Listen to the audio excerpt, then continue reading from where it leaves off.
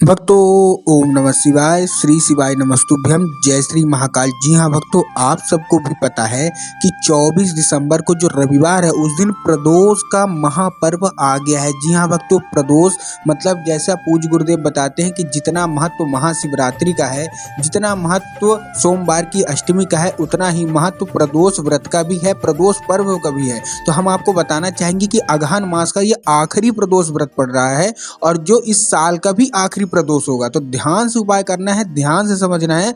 अगर आपने अच्छे से उपाय कर लिया इस दिन, तो पूज्य गुरुदेव कहते हैं कि आपकी जो भी मनोकामना है, जो वर्षों पुराने से पूरी हो ही नहीं रही है, मात्र ये उपाय करने से पूरी हो जाएगी। आज मैं आपको इस वीडियो में 3 उपाय बताने वाला हूँ। तीनों मनोकामना पूर्ति उपाय है।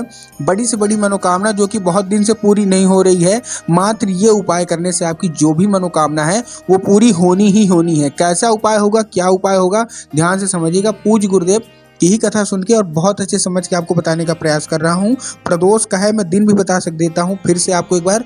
24 दिसंबर दिन रविवार, अगहन मास का आखिरी और साल का भी आखिरी प्रदोष है। तो चलिए बताते हैं उपाय कौन सा है। लेकिन उससे पहले चैनल पर पहली बार आए हैं, आवाज मेरी पहली बार सुन रहे हैं, तो वीडियो को कर दें लाइक और चैनल को कर लें सब्सक्राइब, ताकि पूजनीय पंडित प्रदीप जी मिश्रा के जितने भी नए नए उपाय जो कि उनकी कथा से निकलते हैं, मैं श्रवण करता हूँ, सबसे पहले आपको प्राप्त हो सके।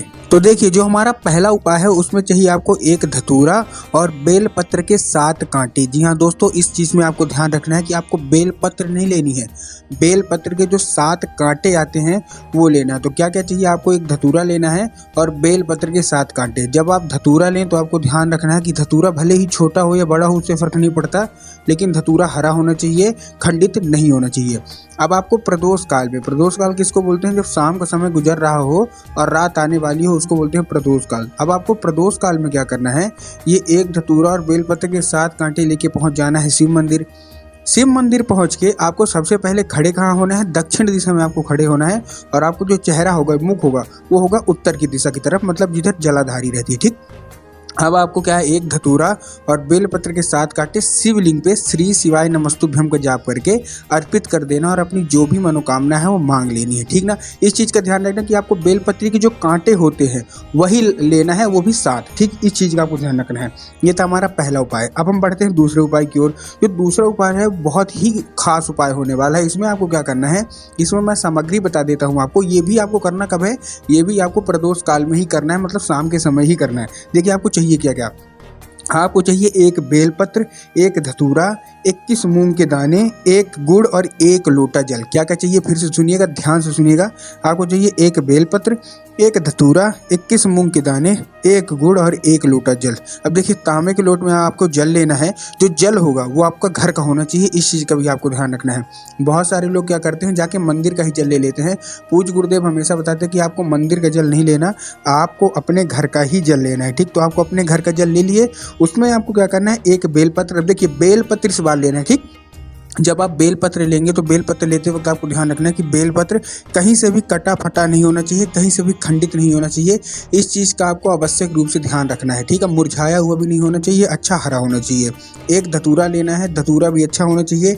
21 मूंग के दाने हरे लेने हैं आपको। क्या लेने हैं, हरे 21 मूंग के दाने और एक गुड़। अब इस चारों चीज़ों को आपको एक लोटे जल, जो तांबे के लोटे में आपने जल लिया है ना, उसमें डाल लेना और पहुँच जाना है प्रदोष काल में। कहाँ, शिव मंदिर। अब देखिए, प्रदोष का उपाय है तो आपको प्रदोष काल में ही पहुंचना है। ठीक, उसके बाद आपको क्या करना है, आपको वही सेम टू सेम दक्षिण दिशा में खड़े होना है। आपका जो चेहरा होगा वो उत्तर की दिशा की ओर होगा और आपको करना क्या है, श्री शिवाय नमस्तुभ्यम का जाप करके आपको अर्पित करना है।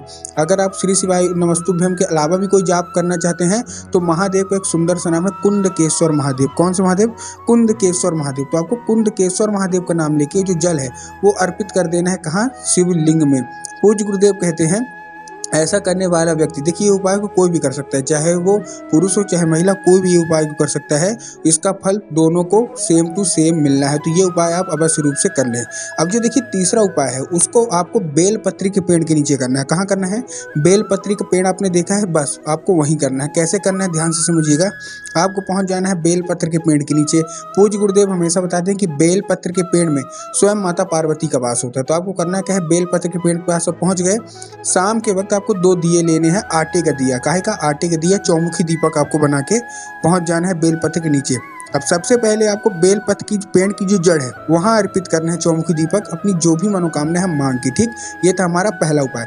वही जो दीपक, जो दूसरा दीपक है, उसको आपको क्या करना है, अपने घर की चौखट, मतलब जैसे आप लौटेंगे बेलपत्र के पेड़ से बाद, अपने घर की जो चौखट है, चौखट के बाहर आपको ये रख देना है। पूज्य गुरुदेव कहते हैं कि ऐसा करने से जितनी भी नकारात्मक शक्ति होती है, नकारात्मक ऊर्जा होती है, वो आपके घर में कभी भी प्रवेश नहीं करती और आपका घर जो है हमेशा सुखमय से जीता है। तो उम्मीद करता हूँ आपको तीनों उपाय समझ में आए होंगे। वीडियो अच्छी लगी तो वीडियो को लाइक करके चैनल को कर लें सब्सक्राइब, ताकि पूजनीय पंडित प्रदीप जी मिश्रा के रोज नए नए उपाय सबसे पहले आपको प्राप्त हो सके। कमेंट बॉक्स में हर हर महादेव अवश्य रूप से लिख दें।